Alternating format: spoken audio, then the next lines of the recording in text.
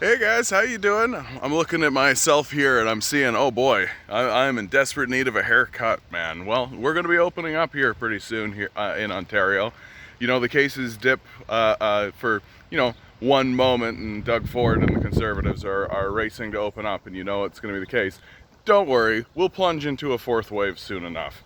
So, speaking of Doug Ford, Doug Ford races to reopen the legislature, the legislature that he closed down in the middle of a pandemic, in order to pass extremely important emergency legislation. Big emergency. Gotta deal with it. What's the emergency, you ask? Is it the tent cities that exist throughout Ontario and have cropped up over Doug Ford's tenure as premier? No, no, no. Those people are lazy and they just need to get a job, right? Is it the pandemic itself? Is there some kind of crisis with the doctors and the nurses? No, no, no. We're fine shutting down the legislature for that. And in fact, we're going to cut $500 million out of the healthcare budget, right? Because that's what the Doug Ford administration has done with everything, right? They've assaulted teachers, they've assaulted nurses, they've assaulted doctors, they've assaulted students and workers, right? Doug Ford is a member of a sociopathic death cult, right? He's not interested in helping people, he's interested in hurting people. He gets off on that kind of thing. So what's the important emergency that Doug Ford has raced back from his cottage in order to vote on?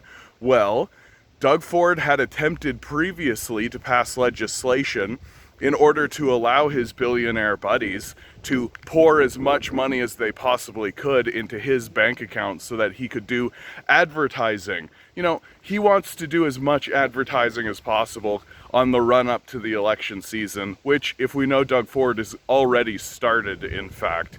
And a judge stood up in our court system and said, that's unconstitutional. Because guess what? We're not America. We don't believe that you should be able to pour infinite money into a political campaign. You shouldn't just be able to take over the political system because you're a billionaire, even though they've done it anyway. But this judge has declared this unconstitutional. What's Doug Ford done? He's raced back to the legislature to open it up so that he can use what's called a notwithstanding clause to get around this declaration that the legislation that he wants to pass is unconstitutional. Because at the end of the day, Doug Ford's not going to do anything to help people who are living in tents.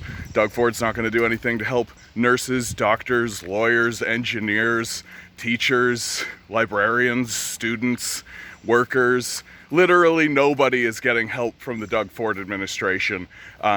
But boy, is he going to race to the legislature in order to prop up his own prestige and power through massive donations from a billionaire class who also are totally fine with abandoning all those people as well. If you've made it here, please be sure to like, share, subscribe. I do live streams 6 to 9 every weekday. Please tune in. We have a great time. We've got a great community going on. I've got the socialistagenda.com as my podcast with JB Burrows. And hey, I still live in a capitalist society, as much as I hate to admit it, and I could use a buck. My Patreon's down below. If every one of my subscribers donated $2, I'd be able to pay my rent with this thing. So, the thing that astounds me about this Doug Ford situation, right? About the fact that we have a literal sociopath in power and who has shown over and over again that he's completely disinterested in helping anybody. He's completely disinterested in making anyone's lives easier, is that according to the polling data, we love it, right? We love it. Doug Ford has an approval rating of 37%, which that means that 37%, 1 in 3, 1 in 4, in and around that area, every third person you meet is going to vote Doug Ford in the next election. You know, the administration that guaranteed that we had a third wave, right? The administration that completely bungled this pandemic. The administration who's made everybody's lives worse. And we're just going, that sounds great. Let's go for it. Every third person you meet. I have to start having a conversation about, like, are we mentally ill as a people? Like, do we have like an enormous mental illness? Because it seems to me that we do. It seems to me that we have fallen into this kind of Stockholm syndrome, like battered housewife situation where we are being abused by the system that is around us, and instead of going, hey, I don't want to be abused anymore, I don't want to be beat up every day, I don't want to be exploited and have my surplus value stolen from me. Instead of that, we're going, no, you just need to buckle down, right? Commit harder, right? Just get a better job, right? Just keep committing to this system that's obviously benefiting rapacious sociopaths and nightmare grifters. And that's the narrative that's coming out of this society as it literally collapses around us, right? Like, there are people living in tents, in tent cities, while there are empty condos and empty houses. And our leadership, instead of racing back to deal with this obvious and overt crisis that is happening in their streets, instead of that, they're racing back so that they can get around an unconstitutional declaration from one of our judges, so that their billionaire buddies can give them as much money as they can, so that they can manipulate the democratic system that we all enjoy. And we love it. And we love it. Like, we have abandoned sense and reason completely. We have abandoned our ability to even perceive what is right or wrong. We have no ethical center. We have no moral core. It's extremely obvious because we keep supporting a complete and total grifter like Doug Ford. And I honestly just don't know what to do about it anymore. Like, I don't know what to do about it. Once his numbers began to decline, I thought to myself, oh good, Canadians are beginning to wake up. Ontarians are beginning to wake up. We're beginning to see this fraudulent sociopathic idiot for who he is, finally. But then poll numbers just came right back up, right? We all forgot that the Ford administration completely allowed the third wave to happen on purpose. We have completely forgot that Doug Ford is racing around trying to privatize long-term care homes in the middle of a long-term care home scandal where these places have been declared as total shitholes by our own military, right? Like, what is wrong with us? What is wrong with us? And anybody who stands up and says, hey, we should do like the most basic, meager, humane things that any rational society would do for their society, for the members of their community, for their friends and family and brothers and sisters. Instead of ensuring that they have food and ensuring they have shelter, nah, those people just need to get jobs.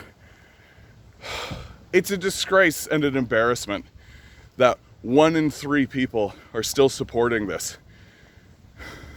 And at this stage in the game, I just don't even know what can be done.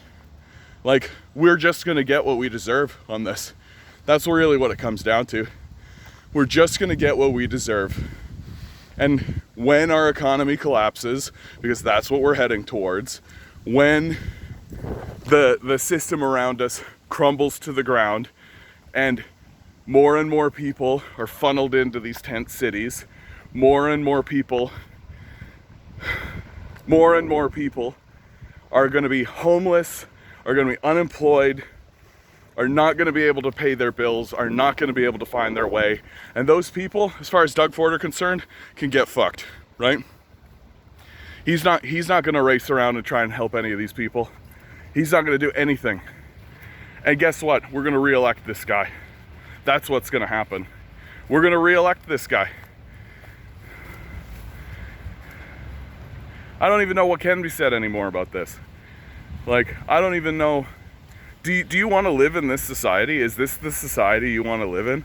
A society where a rapacious sociopath comes in, attacks everyone, destroys everything, ensures that students can't go to school, ensures that people can't get jobs, ensures that everything is worse for everyone, and we love it?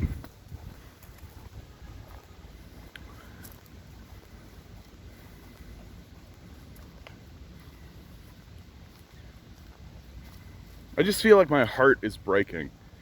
I feel like my heart is completely breaking. That when I was growing up, I was taught that Canada was a nation where we cared about one another. I was taught that we worked hard to ensure that the next generation was going to have it better than the generation that preceded it. And all that's out the window. Like, all that's gone. We don't give a fuck about that at all. That was just a grift, right? That was just another grift that we've laid at the table of the youth. We've just said to Gen Z, and we've said to the millennials, all that stuff that we were saying about giving a crap about you, yeah, that was all a bullshit lie. We're gonna vote for this sociopath who's literally gonna make your life harder. Like,